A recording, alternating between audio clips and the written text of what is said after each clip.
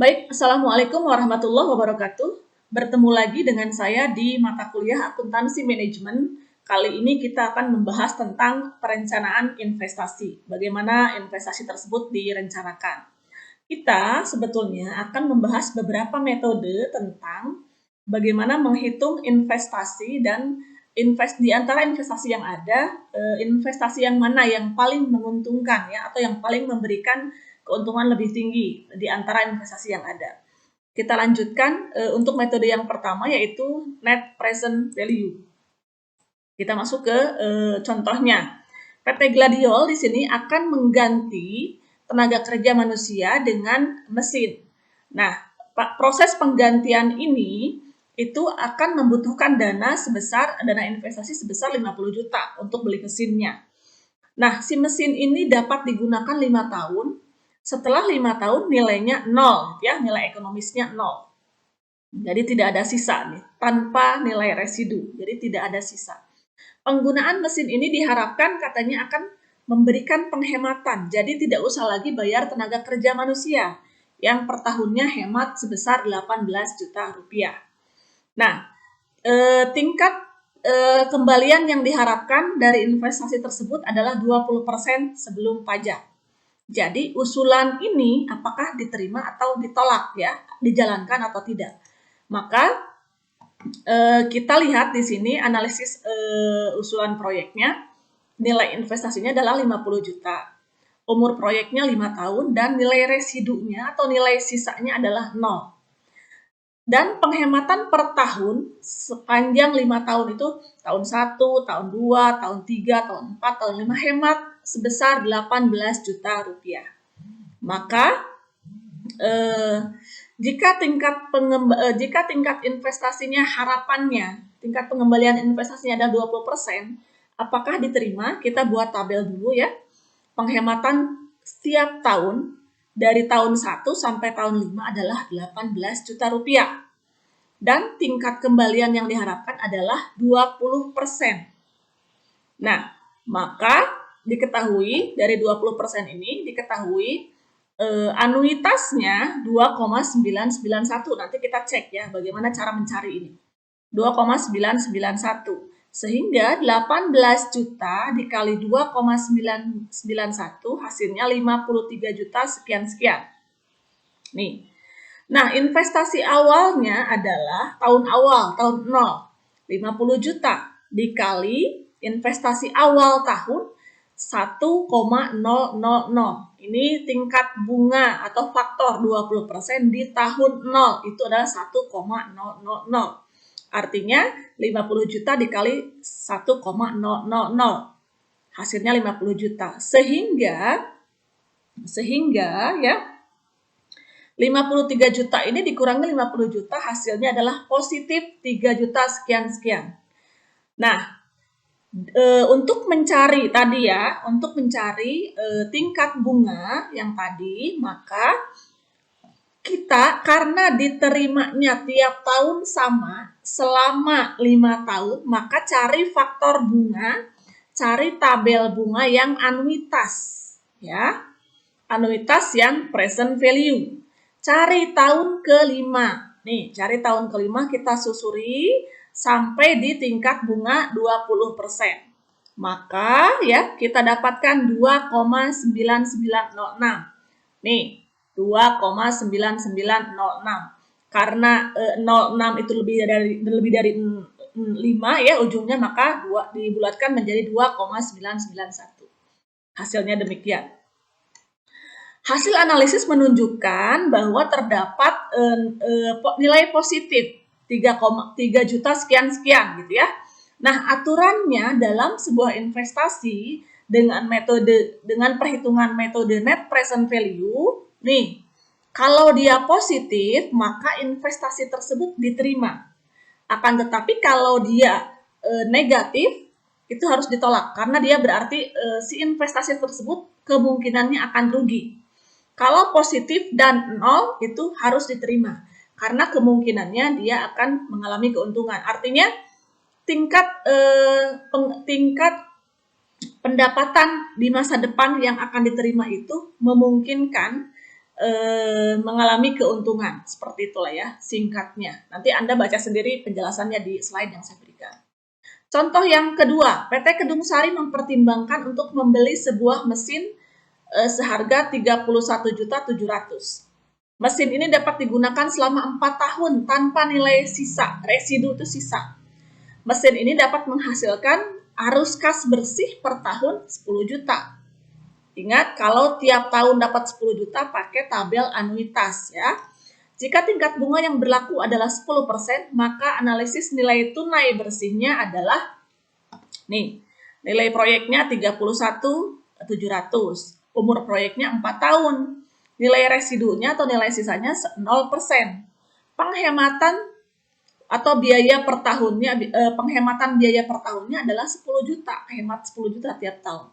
Jika tingkat kembalian investasinya adalah 10%, maka kita buat penghematan tahunannya adalah 1-4 tahun, ya, 10 juta. 3,170 kita cek.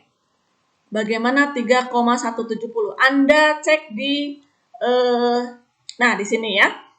Tadi 4 tahun 10% di sini. Cari 10%. Nah ini berarti kita dapatkan 10% di 4 tahun. 1-4 tahun berarti ini 3,1699. Kita cek 3,1699 atau dibulatkan jadi 3170. Maka 10 juta dikali 3,170 adalah 31.700.000. Sedangkan investasi awalnya adalah 31 juta dikali dengan 1,000. Ingat, ini adalah faktor di 10% di tahun ke-0 adalah 1,000. Hasilnya jika 31 ini dikurangi dengan ini hasilnya 0 kan? Apakah investasi ini diterima? Iya, diterima. Karena tadi aturannya adalah kalau 0 maka harus diterima investasinya atau dijalankan. Oke, lanjut. Nah, ini adalah perhitungannya. Ya, perhitungan arus kasnya. Investasi awal yang dikeluarkan adalah 31.700.000. Arus kasnya tiap tahun adalah 10 juta, ya. Penerimaan arus kasnya 10 juta. Maka untuk kembalian investasinya, ya, kita kalikan 31 dikali 10%. Hasilnya 3.170.000. Ya. Nah, lalu kemudian ini dapat dari mana? Ini 10 juta dikurangi 3.170 hasilnya 6 juta sekian-sekian. Lalu kemudian yang ini diperoleh dari 31.700 dikurangi dengan 6.830 hasilnya 24. Nah, setelah dapat 24 ini masukkan ke kolom yang pertama nih. Ya, 24. Sama, tingkat kembaliannya adalah arus kas masuknya adalah 10 juta. Gitu ya. Lalu kemudian 2.487 dapat dari mana? Ini, dapat dari kolom 1 dikali dengan 10% hasilnya ini. Lalu 10 juta dikurangi dengan 2.487 hasilnya 7 juta. Gitu ya.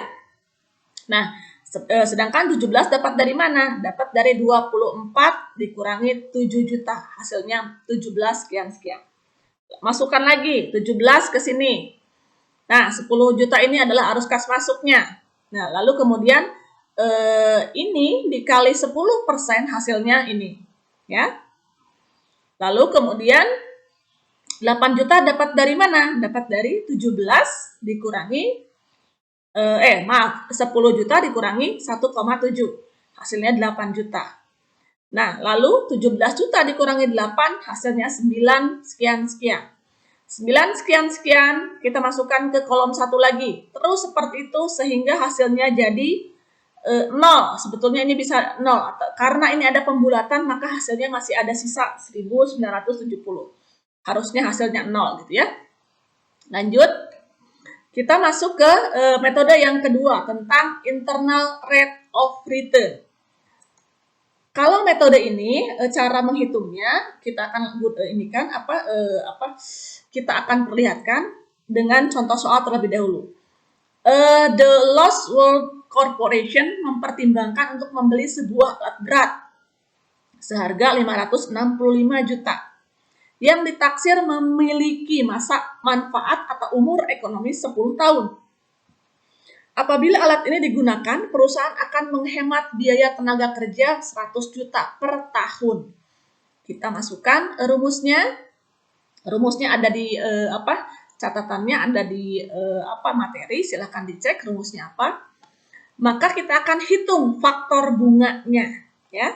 Faktor bunganya adalah investasi proyek dibagi dengan arus kas tahunan.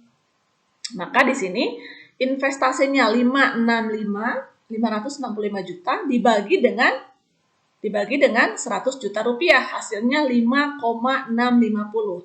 Nah, dalam IRR yang kita cari adalah prosentasenya. 5650 ini ada di prosentase berapa? Ada di tingkat prosentase berapa? Gitu ya.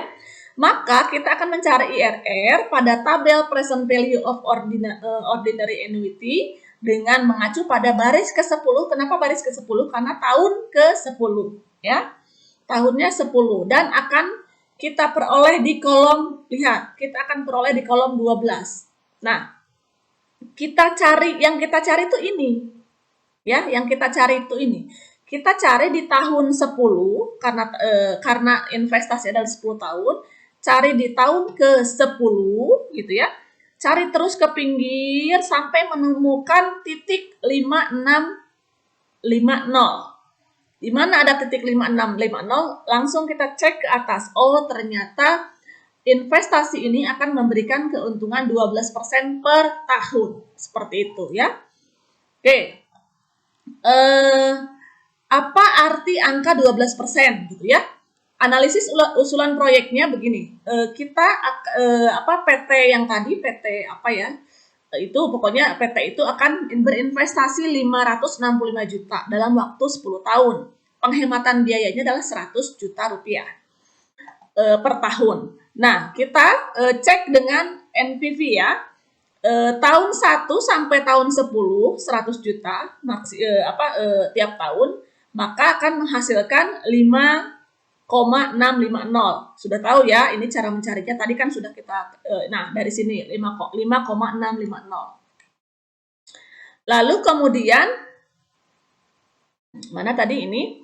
Kita kalikan 100 juta kali 5,650 adalah 565 juta.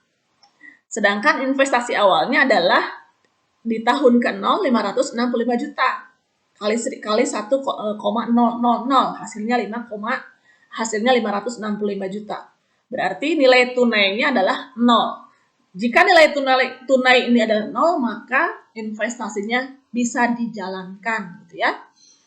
Contoh yang berikutnya masih dengan IRR, masih dengan rumus IRR. Nah, pada contoh ini jumlah investasi yang diperlukan adalah 60 juta. Penghematan biaya per tahun 15 juta. Waktunya 10 tahun umur proyeknya. Maka kita cari faktor bunganya ya. Kita cari faktor bunganya. Investasi proyek dibagi dengan arus kas.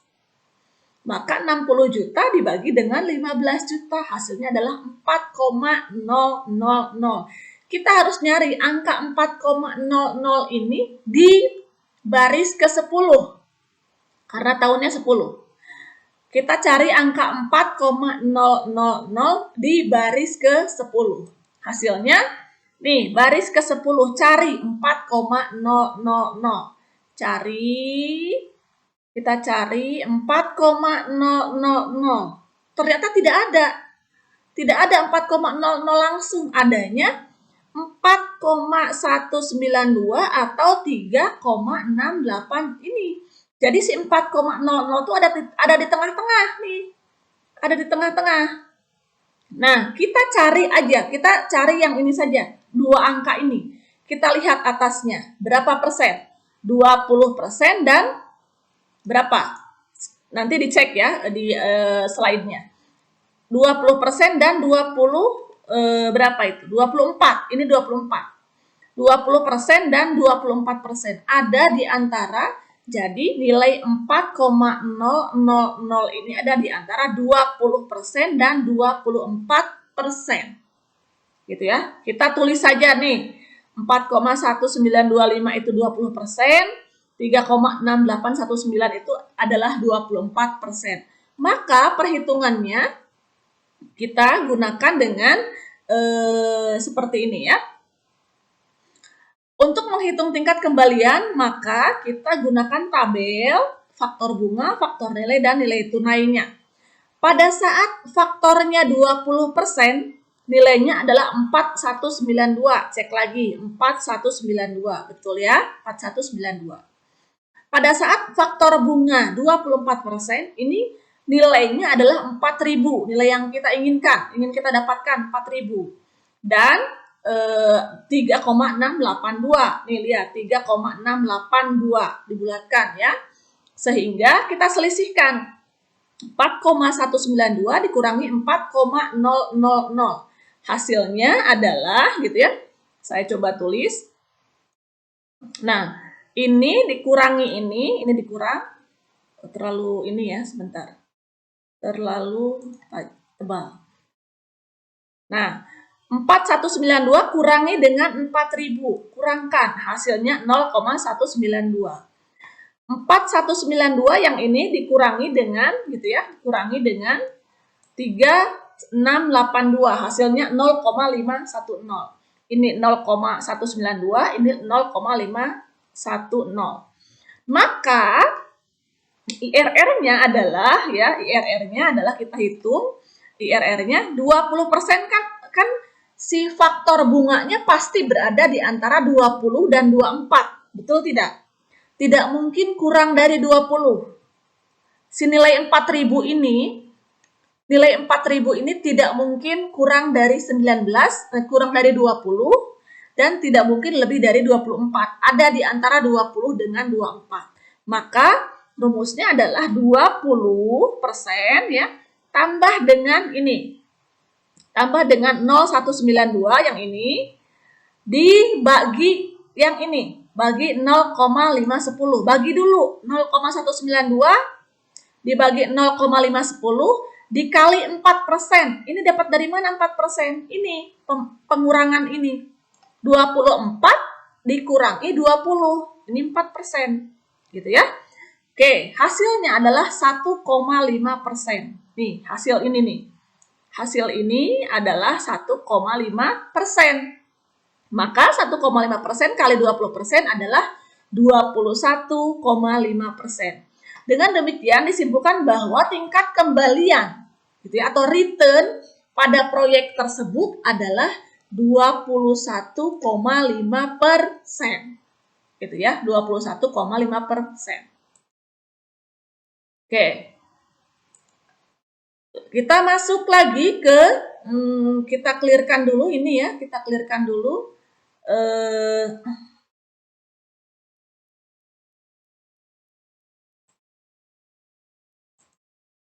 Kita masuk ke metode yang terakhir, yaitu payback period.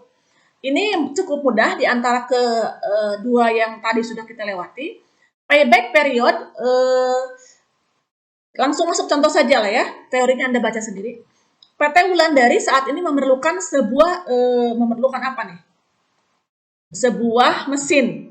Perusahaan mempertimbangkan dua alternatif mesin, yaitu mesin A dengan harga perolehan 90 juta dan mesin B dengan harga perolehannya 72 juta rupiah. Penggunaan kedua mesin tersebut berakibat pada penghematan biaya operasi. Masing-masing mesin ini kalau dioperasikan, kita akan hemat atau perusahaan akan hemat 30 juta per tahun. Jadi mesin mana yang harus dibeli? Mesin A atau mesin B? Gitu ya, itu pertanyaannya. Nah, kita masuk perhitungannya. Gampang saja untuk payback period ini.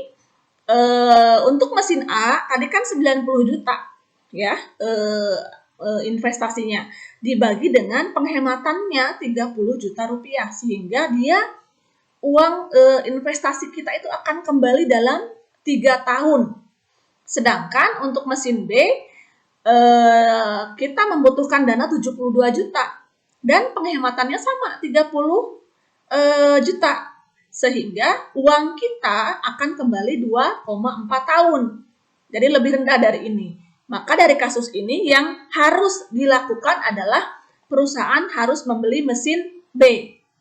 Karena mesin B itu akan memberikan waktu yang lebih singkat, gitu ya, memberikan tingkat kembalian atau uang kita itu akan kembali dalam waktu yang lebih singkat. Nah, demikian materi hari ini atau materi perencanaan investasi kali ini. Silakan Anda cek kembali tugasnya dan silakan kerjakan tugasnya seperti biasa, ya, seperti biasa dengan aturan yang biasa. Terima kasih atas perhatiannya. Assalamualaikum warahmatullahi wabarakatuh.